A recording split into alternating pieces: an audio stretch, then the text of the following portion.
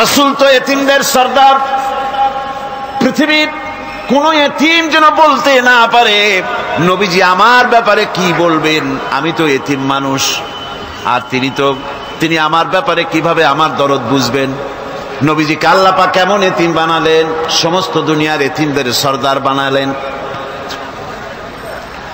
মায়ের পেটে যখন তিনি ছিলেন 6 মাসের সময় মায়ের পেটে থাকাকালীন বাপের এতিম হয়ে গেলেন।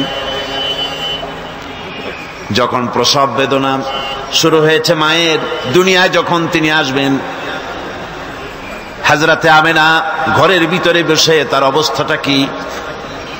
এই সন্তান পৃথিবীতে আসতে পরে যিনি সবচাইতে বেশি খুশি হবেন তিনি তো আজ দুনিয়ায় নাই।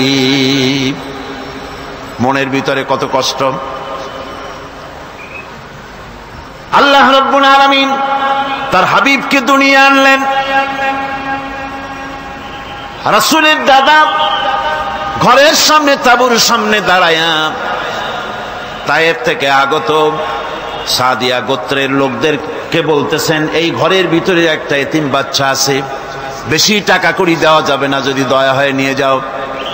গরিব মানুষ, এতিম মানুষ দেখে শুনে কেউ আর নিতে চায় না। সবশেষে এলেন ভাগ্যবতী মেয়ে, ভাগ্যবতী মহিলা হযরতে হালিমাতুস সাদিয়া। তিনি এসেছেন, কোনো ছেলে পেলে পায় নাই, সকলের শেষে তিনি এসেছেন।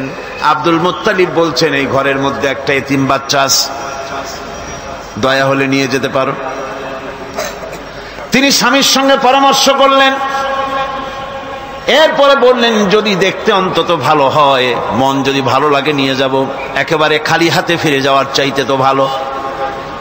হযরতে হালিমা বলেন, আমি ঘরের মধ্যে প্রবেশ করলাম, মা